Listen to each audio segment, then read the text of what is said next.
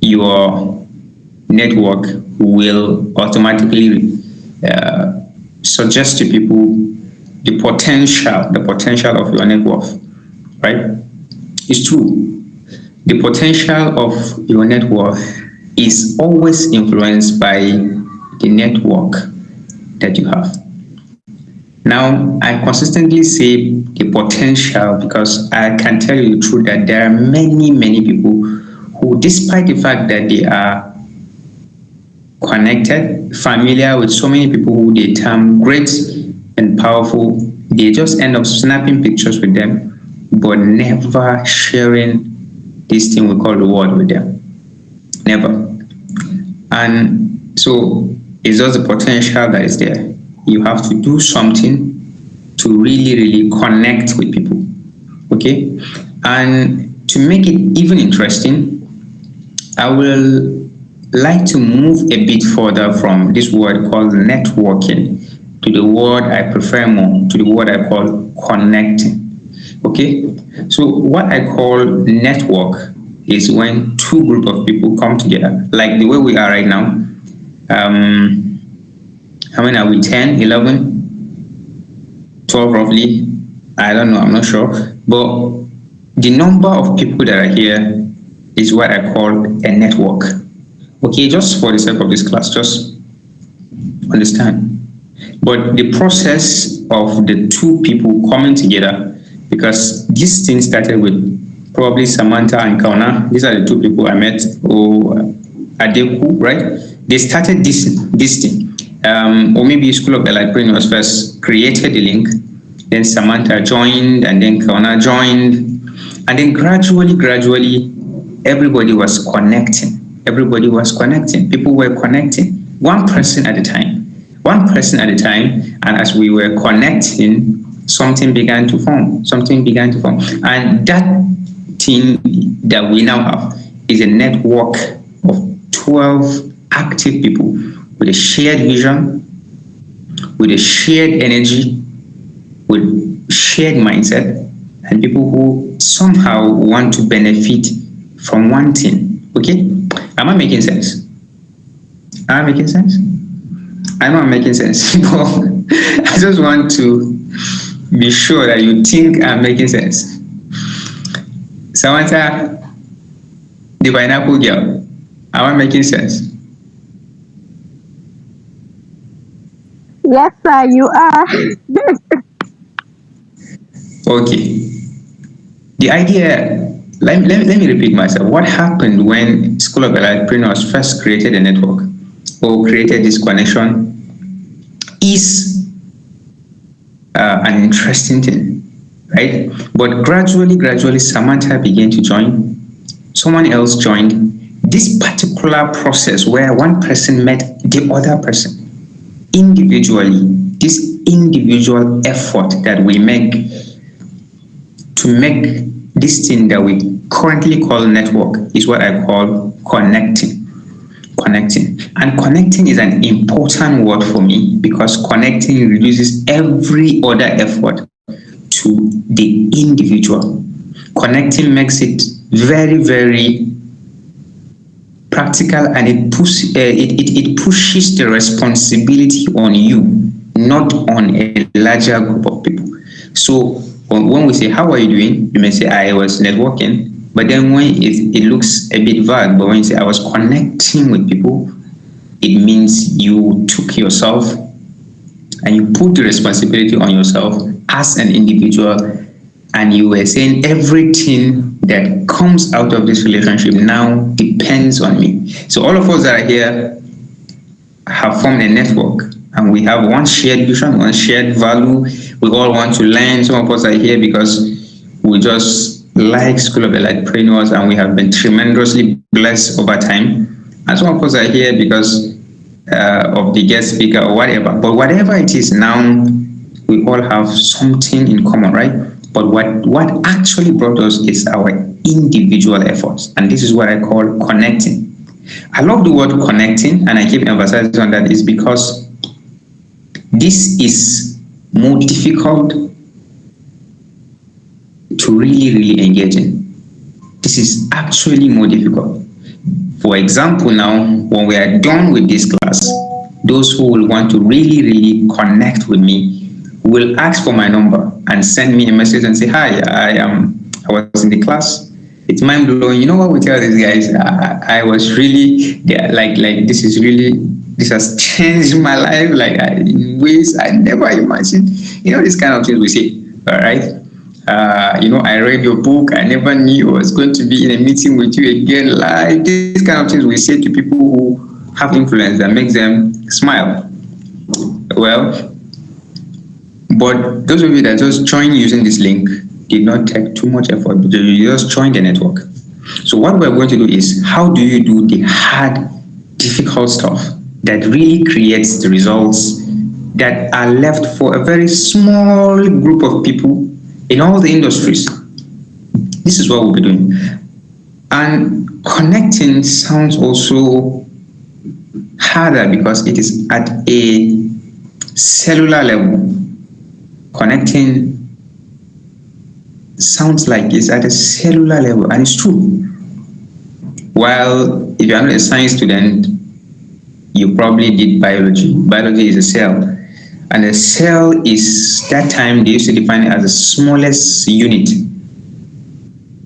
of a living thing. The smallest unit. If there is anything as small as pineapple is big. I cannot be using pineapple in all my examples. I'm sorry, Samantha. But Abalumo is also very, let's say the unit of life is as small as Abalumo, right? As small as Abalumo. So that's the smallest size. Okay, of a sand, okay. Sand. It's as small as a sand. So when sands come together, let me use that word, they form a sand. That's even more difficult. Okay, but you get what I'm saying. A small piece of something, that's what we call a cell that has life in it, right? So one thing I really like is that when you want to connect, you have to really, really remove a lot of fakeness and vagueness and do the things that are hard. Okay, when you want to connect, you have to remove a lot of vagueness, a lot of things that are lies and unrealistic, and do the hard things. And this is what we are going to be doing today. Okay, this is what we're going to be doing today. So if you are following me to this point, you can raise your hand in the way they do like this. You raise your hand. The way Tinubu used to. I don't think there's that symbol here. But okay. I see you, Manas. Thank you, Adeku. Thank you. So let's go. At the cellular level, everything has to be real or it doesn't happen.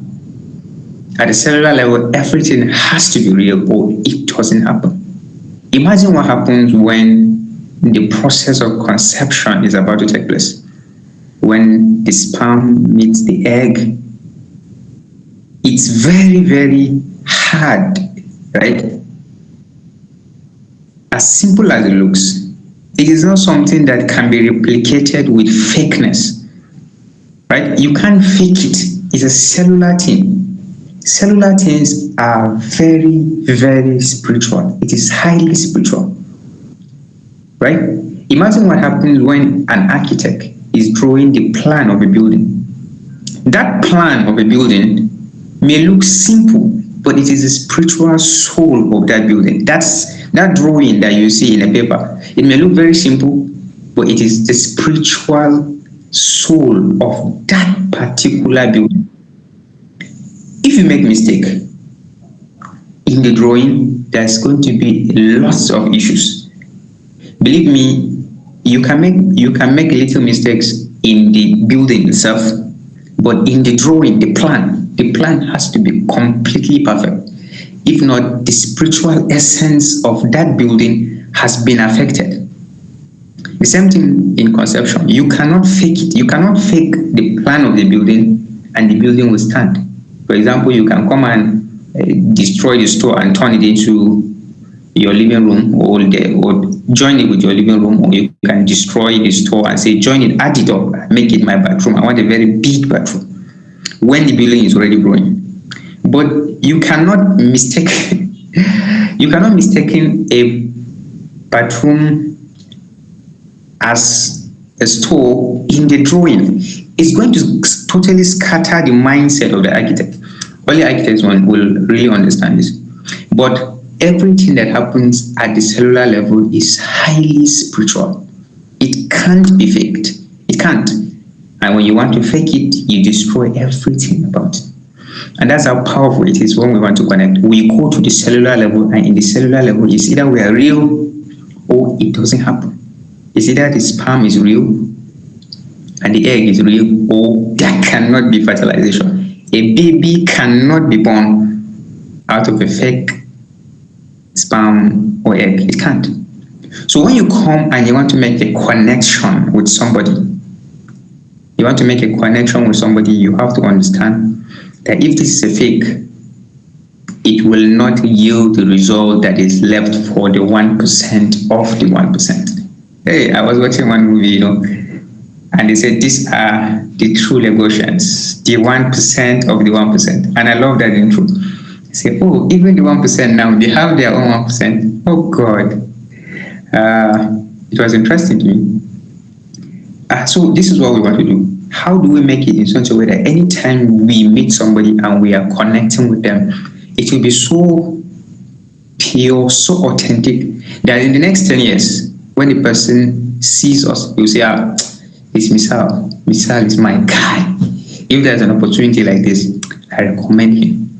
The way I met Manas was real.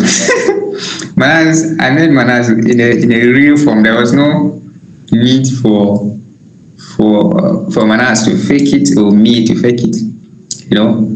Through a mutual friend, when Henry told me that. In fact, I shared one story today, but that was not our first time of meeting. But I shared a story of how in my page, AM Misal on Facebook, I shared a story of some of my encounters with my brother Manas, how our relationship continued to grow to the level it is now.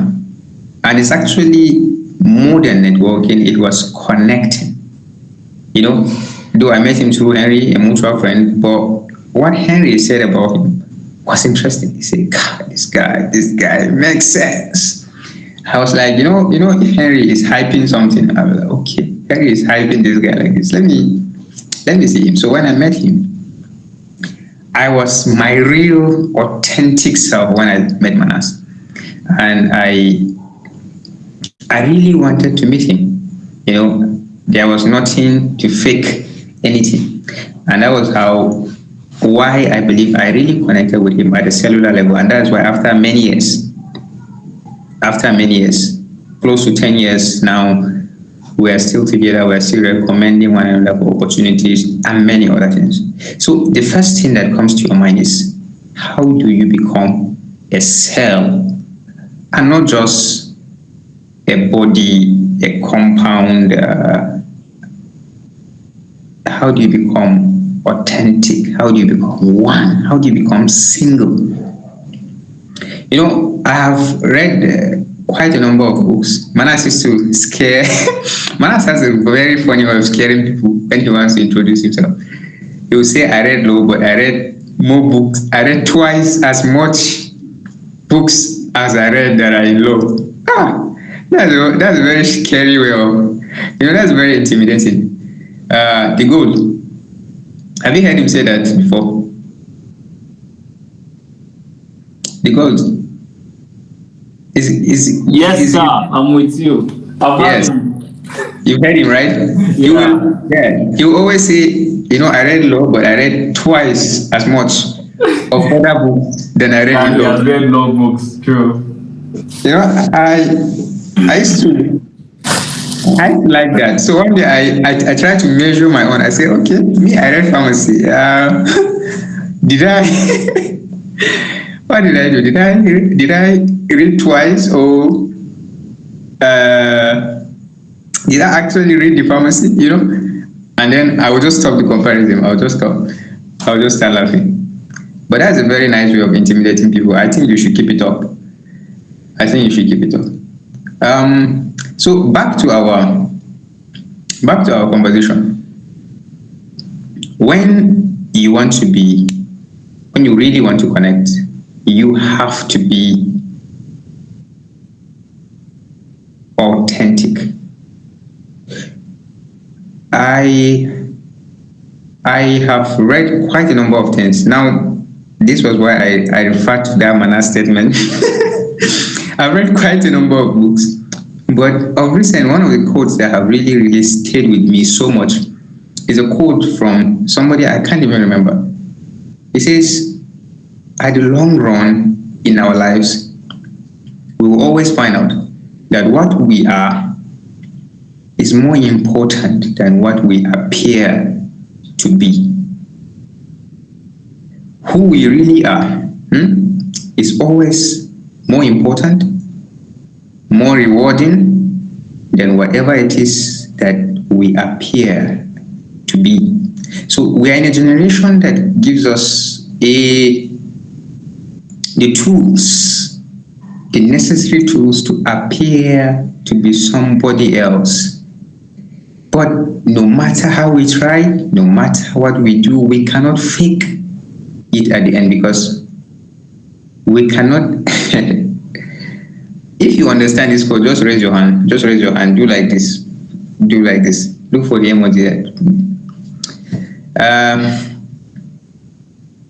What we are, what we really are, is always, yes, I like the way the hands are coming up. What we really are, yes, is always far, far more important, far more valuable than what we appear to be. If I use a filter, what's the most common filter we use for our videos? Ladies, please, fast, unlock your and talk to me now. What are the most common filters we use for videos?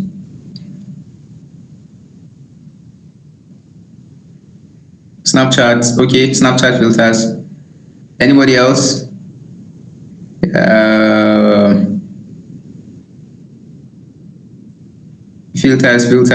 Filters, please. I need one more. TikTok filters, yeah, they are good. What again? Even the men are using filters now. Why are you quiet? Any other filter? I need one more and then I move. iPhone, okay. Okay, the ladies think I'll accuse them of using it. Don't worry. There's nothing wrong with that. But you see that the filters help you to appear to be somebody else. Adele said he doesn't use. My marriage pictures, they're so classy, but I think there's some filters were applied there. I saw myself, I was like, hey, is this me? Fine boy. But then later on, our pre-wedding pictures. Later on, I went to the mirror and I said, but this is not me now. That guy just, if you see people on Facebook and you see them in real life, you know that, okay, this is filter.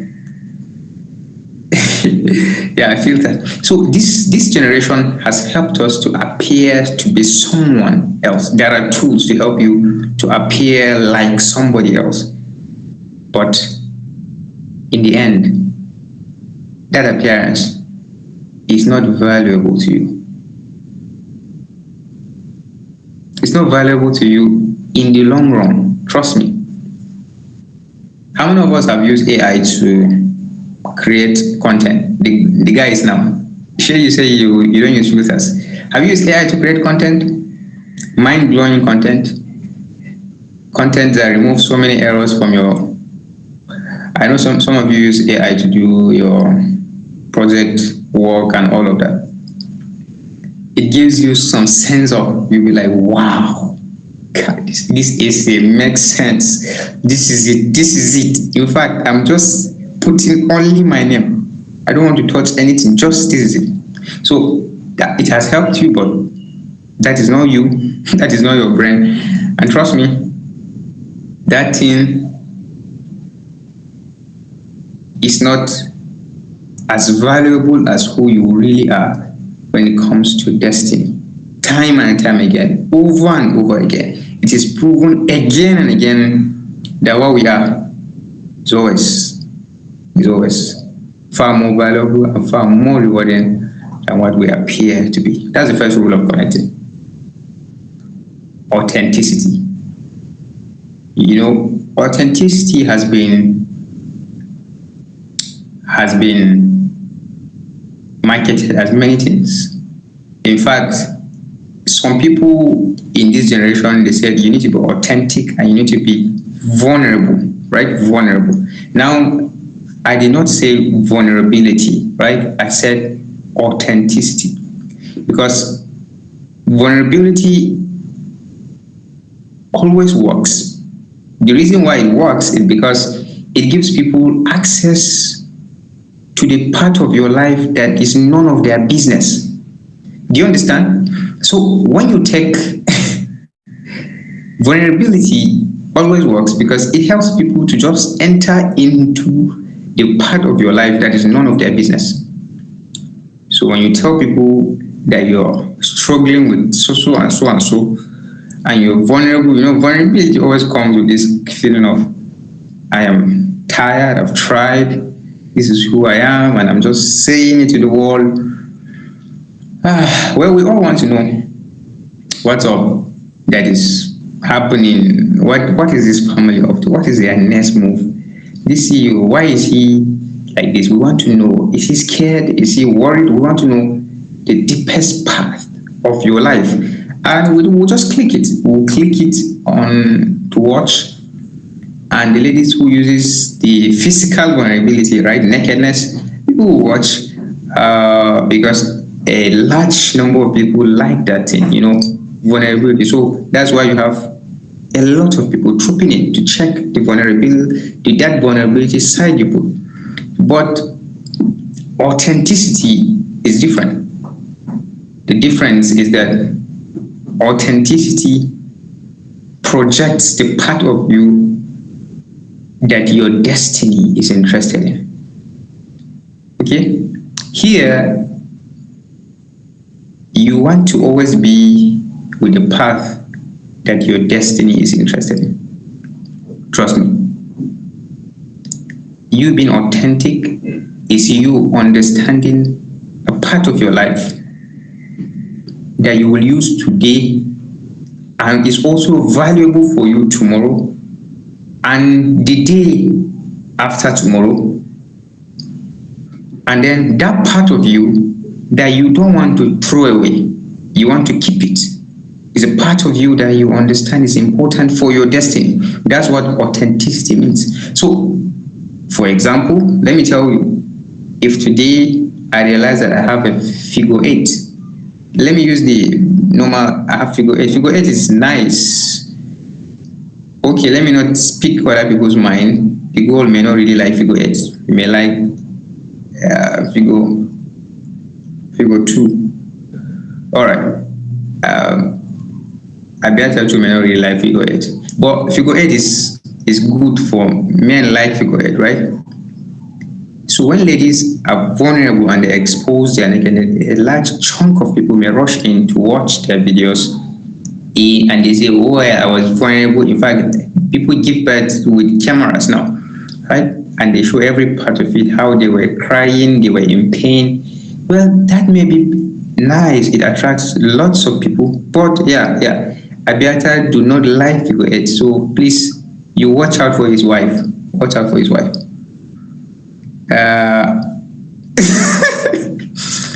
Anytime we see Abiata's wife with figure 8, we will. I just screenshotted this. right? I just saw someone just comment that I know a lot of things. Okay. Let's be serious. That's important, but you are not going to continue to have it for the rest of your life. After 20 years, it begins to diminish, it goes away. So you cannot use it for destiny purposes, right? But if you discover, for example, that you have values, for example, you love nature, you are calm, you like to talk the way I'm talking calmly, you like to count your words like I'm doing, you like to think before you say this, you rather not speak before you say it, and you think this is good, this is something you love, right? Maybe you love to dress well, like our brother Adeku and Otachi address, with a tie. It's just you love to come out smart. Anytime you want to come on the video or something, you like to be you and you talk like you. How many of us see how Samademi speaks? Samademi speaks without rushing, whether he's speaking in Global Leadership Summit or in whatever. That is him. That is himself, and he carries it with pride, because even in his destiny, he will use that calmness, that authenticity, that composure to project ideas. And believe me, there are millions of people who rely on that particular gift of calmness, of composure, to understand a message. If you listen to some people like, what are the people now? Some people speak with energy. If you listen to Apostle Salmon, maybe he speaks with so much energy and he wants to break the mic.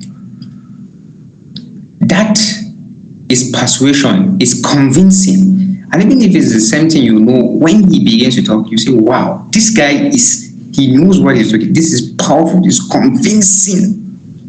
And to speak with conviction, believe me, to speak with conviction is powerful. To speak in conviction is something that you can use for your destiny. To speak with conviction is something that you can use for anything. You can win. You can sell. That is powerful. You need it now and you need it for your destiny. These are a part of you that when you are trying to be authentic, you come with. Do you get it?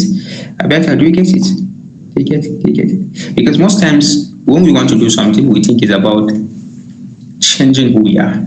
But believe me, at the end of the day, who you are is always more important than who you appear to be, who you really are. The reason why I keep saying this is because people think success is in the other place. No, success is exactly where you are, but in your authentic self. Okay? So, your authenticity. Now, when you're authentic, you are like a cell, a pure cell that is ready to connect with an egg, or an egg that is ready to connect with a sperm. And when the two come together, a baby is formed. And that's powerful. The moment you're not authentic, you are missing something already. The moment you're not authentic, you are missing something already. So authenticity is power. The next thing, as a principle, now that you have understood who you really are, you are authentically you. This authenticity means a lot. It means it's heavy because it means you have discovered yourself. This is who I am. This is not who I am, and all of that. I don't want to go into that today. But it helps you hit on the next point. And the next point is that it helps you establish common grounds. I wrote that in my book in June. And if you don't know what is it that you really like and who you really are, it's hard for you to know who you're common with and who you're not common with. You understand? That's what we say common ground. Common ground means I know who I am now. I can begin to look for other people who we share the same values, the same vision, the same outlook at life. Okay. Common ground does not mean looking for everything that is in you in other people. But knowledge has proven that there are some common grounds that really, really help. Some common grounds really help. Is a husband and a wife, their common ground must not be that they are all Arsenal fans or all Chelsea fans, right? But there is an important common ground that works. What do they value? Their valuables. What is it that they value? Their values. Their values. For example, do they value character? Do they value honesty? It's very hard for you to see someone that is not honest falling in love with somebody who is very, very honest. Okay? It offs the person. It offs the person. The person can be an introvert, and when he meets somebody who is an extrovert, he just loves her so much because she complements a part of him that he wishes he has. This is a difference, right? Somebody can be melancholic, and when he meets somebody that is sanguine, they just connect so much. Their life is so interesting, even though they are different people. If melancholic and melancholic person meets together or they marry, there's going to be some boring set of people. You can imagine how the family will be so boring. Like, this is practical, as boring as ABCD. Is ABCD boring? Yeah, it's boring to me right now. Right? So, but temperaments can be different. But when it comes to values, honesty, integrity, faith, for example, these are things that are common grounds, invisible common grounds. Virtues are important for a common ground, even though temperaments are not, right? All right, we know this. We know that it just doesn't. If you're a boring person, you just don't like to be with boring people. You like it when your talkative friend comes around and he begins to crack jokes. You be like, "Hey, kabarni," but deeply you like it. You like the fact that somebody who is totally not like you comes to invade in your privacy. You like how you laugh when the person is around. You like how you just say, kai, you are really, really not. You say you're happy, right? But common grounds have to be selected. You don't just select any kind of common ground, but you don't select well until you know how authentic you are. That is who you are. So after we move about... Sorry, sir. Let me interrupt a little bit. We're using a free Google account and it gives 1 minute of call. So the calls will end by 9. So you can continue. We'll drop another link so that you guys can still join in afterwards. So you can go on, sir. Okay. Are we all okay with that?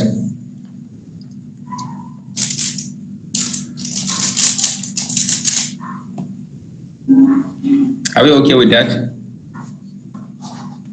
Yes. David, please check your DM. So when you see the link, you can share for others to join so that and myself too. So are we ending this call or we wait until it ends? We'll just go on. I think it's going to continue. Okay. We can just go on. Maybe please check your... Yeah, it's all right. Okay, all right. So when it comes to establishing common grounds, virtues are important. Virtues. There are two things some things we call them virtue and something we call them vice, right? Vice are what? when we say vice, we mean they are what? Terrible things, right? I remember one movie I was watching, some local said every kind of vices, whether it's vice president, he was advising his son to avoid anything that is a vice. Vice president, vice chairman, vice whatever. He said if you want to be the president, be the president and not the vice. But if you check, you see that there are something we call vices. Vices are, in English, it means what? Who is an English person here? Anybody here? Kauna, you look like you can speak English.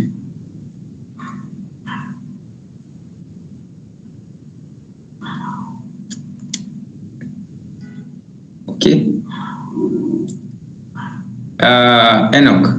Enoch Eli. Do you know what?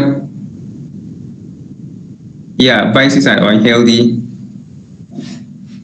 behaviors, right? The opposite of virtues, actually. You see that people who do things with great virtue hate to do, habits of some sorts. So vices are not good. So when you want to connect with people, you connect with them based on their virtue because you love that to be forever, right? You love somebody who is, if you discover that the person is honest,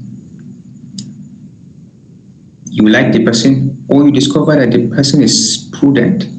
You know, I once had a meeting with somebody with a Gen Z girl, and she was so excited about this virtue of hers that she says, if you do something to her, she just tell you there and then. She tell you there and then. You know, she doesn't keep things in her mind. She just say it as it is. You've met people like that? Me, I see things as it is, so I don't care. I'm not afraid of anybody. You know, that is beautiful, right? That looks like honesty, but it has conflicts. That one virtue of the word we call prudent. It's not prudent to speak anyhow just because you feel it. People who are meek do not just go about speaking things just because it's true. People who are composed, they don't just go about speaking everything because it's true. Yes, it's honest, it's true, but is it necessary? Must you say it? So even virtue has to pass through gates. There are gates that it passes. Is it true? Yes, it's true. But if I say it, who will I edify? Right? If I say this thing that is true, right? It's honest. Yes, it's honest. It's true. I said it. But who exactly is getting edified because this is honest? There's a question mark. So if there's a question mark, that did not cross through the virtue gate. It is no longer virtue. So you keep quiet. You know it. It's true. You can say it, but it doesn't add anything. So that is not virtue. Right? So, but when we cross that virtue, because virtues, they are mostly invisible, they are inside of us, they are intangible, we can see it. But they are good common grounds to explore. Right? Then we begin to look at the other ones that are easily seen when we want to make connection, We look at the things that are invisible, the virtues. For example, you never know that the person can stand up for somebody who is just a common, Yarrow boy, Almajiri boy. He could stand and fight for a commoner. You just see him one day, he just stood up and began to, just like Moses, began to say, why would you do this to this person? And there's no camera, there's nothing. You'll be like, wow, this person is good. He can really defend the cause of the poor because he's standing up for somebody who has nobody. And he is possibly never going to be rewarded for this action. But look at what he's doing. So that's virtue, right? So you keep it aside. And you say, I am also like this. I think I should go with him. Right? So, but there are other things like, okay, common things. This guy is a Chelsea fan. The Arsenal fan is a Man U fan. These are good common grounds, right? Oh, this guy attends my church.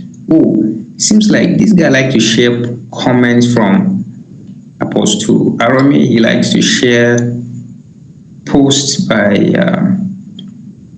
John Maxwell. He likes this particular imam or whatever, and I think I like the way that imam speaks too. Wow, so that means we resonate together. That's fine. That's awesome. So you have another common ground. But now you see, you're coming out from virtue to interest. Interest. You are like, wow, this guy is this. He's interested in this. Wow, these are good common grounds. Like you can practically talk to anybody in the world on the basis of their football club. Anybody. You can talk to your boss at work. You can talk to anybody online. Like, in fact, if you don't know how to strike a conversation with some of you that are not married, you don't know how to strike a conversation with ladies or guys that you've never met. The few things that will help you is, when you talk about the weather or when you talk about football, Nigerian match, if it's for ladies, when you go there, what you're supposed to say, you are in a car, you want to collect her number and you don't know how to start. Just say, hi, today is very, very hot. The weather is very hot. Just say it. Just munch it over. Just say it. And if she's this kind of person that likes to connect with people, she'll just say, yes, I wonder what's happening. Everywhere is just hot. I don't even know. Or somebody said, if you just want to make people to start talking as you're just walking, if you're in a bus or somewhere, just say, Kai, Tinubu, and just keep quiet. Everybody will just start talking. I don't know what is wrong with this government. We are this, we are that, Just make sure one word and keep quiet. Just say, Kai, Tinubu Kena, and just keep quiet. Next, you see one old man from the back. Say, I don't know what is happening. They are killing this country. Yes, just this country. Just people just connect. This is shared interest, even though it's shared disinterest in this case, but yet people just communicate, and from there you can collect a number. See, in fact, I'm stopping here. Where are you headed? You've already started the conversation. By the way, my name is the Gold. My name is the Gold. And she'll be like, yes, I'm Kauna, and okay, it was nice talking to you. But why did you talk about nothing? Nothing, you did not talk about anything. It was just the weather. Or if it's a guy, you can talk about football. If it's like me that doesn't watch football, then you still have to talk about the weather. But things like this, common interest and common disinterest, help you to start something. First virtue, to interest and disinterest. Then there are some things that we're just born with, right? We just found ourselves as are we okay. You can talk about tribe, you can talk about religion. All of these are common grounds. When you just discover that somebody is a big man, but he fellowships at a certain church. No matter how dangerous, powerful you are, if you attend the same church I attend, and I really want to talk to you, God, it's very, very hard for me not to be able to reach you. Right? Because you always have a time when you're vulnerable. The Gen Z time, you always have a point where you're vulnerable. It's either if you are going to drop offering, somehow you are loose, you are not protected at that point, except if you're a governor, where every point is. But you see, these are places where we connect, right? Common grounds. Common grounds are important. Common grounds are important. And when you understand this as a person, when you want to do networking, or you want to leave networking and connect as an individual, you must do your homework to understand what exactly is it about this person that today, if I start to talk in would give me a very high capacity to talk to him. There was a time I went to Congo to talk to my friend Henry. Those were the days I was connecting with Manas. With Manas, I was then I decided to attend their church, right? And the pastor did something very interesting that day. He said, "Turn to your neighbor." Now listen very carefully. This is a story about common grounds. Talk to your neighbor. Or turn to your neighbor. You know, in church we say we turn to our neighbor and say, "Neighbor, if you know what the Lord has done for me," or "Neighbor, if you know what I am expecting today, you will take me out for dinner." You know, all these kind of things. But that pastor did something very, very different. He said, "Turn to your neighbor and have a 1 minute conversation." And that was powerful. So when I turned, there was obviously there were young people. I don't know if it's a girl or a man. Some of you, your mind is just crossing to another thing. I just don't understand. I don't understand how you people think. Your mind is already thinking it's a girl, but it's not a girl. It's just a guy sitting next to me, and the other side was a man that is in his averagely late 50s. And then I turned and I looked at him. I decided to talk to the man who is in his 50s because I wanted to learn something. So I said, "Good morning, sir." He said, "Good morning." I said, "My name is Misal," and he said, "My name is Professor Ewa." And yes, you can check him, Professor Ewa. That's his name. He was so I said, "Oh, okay. Oh, wow, a professor. Oh, and since I'm a student, there is already a connecting ground, right? A professor needs a student to be, for the relationship to be valuable. I think sociologists call it for the class to be reasonable. When you are up there, there must be somebody that is down for you to feel that your social class is important. You know, I was in a pharmacy today and somebody came in and he said, he called me a boy. He said, "I like the way this boy treats people when they come to collect their drugs." Because, he's an old man, so I had to accept the fact that he called me a boy. I just smiled. So he said, "Anytime I come here and I see you, I'm always happy because I know you treat me well." I said, "Well, I'm just doing my job, you know how we say it." So he said, then the other person was behind him. And he said, "Well, I don't really care whether the treat was right. All I know is that without us, there cannot be them." And that was powerful. He said, if there are no patients, there will never be doctors. There will never be health workers. And all of us would have completely be insignificant. The relationship only made sense because there is a sick person. That's why a medical practitioner made sense. You understand? So anytime you go somewhere and you see your lecturer and you're a student, a common ground has been established immediately. A common ground has been established immediately because you help his social class and strata to become relevant to him. Okay, does that make sense? If it makes sense, just put your hand like this. Okay, so back to our story. Immediately he said he's a professor. I said, okay, probably this guy is a lecturer. And since I'm a student, this is good. So I went ahead and said, please raise your hand if we're making sense, if this conversation is going somewhere. And I said, okay, I'm a student here. I study this, and he was like, "Oh, that's nice." And before I knew it, I mentioned the course I was studying, and immediately he said, "My son is studying, just graduated from the same department. That's nice."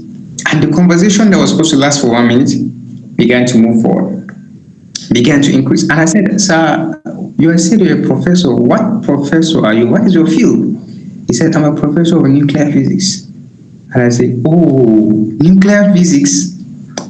I show so much interest. By the time the 1 minute was over, that was given to us, I was not listening to the pastor because now I have found new person who I will be gisting with in church. That's not virtuous, right? But I did it. I said, nuclear physics in Nigeria. So when I began to talk to him, and he's a professor, I realized that he is full of, virtue that I liked. I began to move further and further and further, and that was when he said, I am a former minister of energy in Nigeria. I think that was under Goodluck. He was a minister. I said, wow. And look at how just a 1 minute conversation, I collected his number. I went to his office. He showed me a lot of things in ABU energy plant. Most of you don't even know there's a plant like that in ABU. At their research institute, I was there. He drove me back to school in his car, and the connection was established. Ever since I could talk to him, and the connection continued to grow greater and greater. And the reason was because there was a common ground. And that common ground that I first identified was that this person was not just a random person coming into church. He was a professor, and all I needed to do was that I remembered that I was a student. So maybe the first time you meet somebody and he says, I am this, the next thing you're supposed to think about is that, but he's a human, I'm a human. That's the next point. Human beings, wow, common ground. You get? So a human being talking to a human being is a total common ground. Homo sapiens, all of us. And that's powerful. So when you establish that particular common ground, everything changes. Everything changes. Sometimes for the common ground to be really effective, you have to do the work. You have to dig it. You have to do the digging, because you never know the common ground that will save you until you dig. I'm not going to talk too much but I'll give you one more example that I shared in my book of a common ground. I just finished writing my first book, Start Your Future, and then there was this reputable pastor in Gombe. His name is Pastor Michelia. Pastor Michelia, Eledi Michelia. I think he is the leading Pentecostal pastor in Gombe. So he's highly influential. When some people read my book, they say, you need to meet this man. So I'll be texting them. They'll give me the text, the phone, and I'll text. So when I went to this man's office, he doesn't know me, and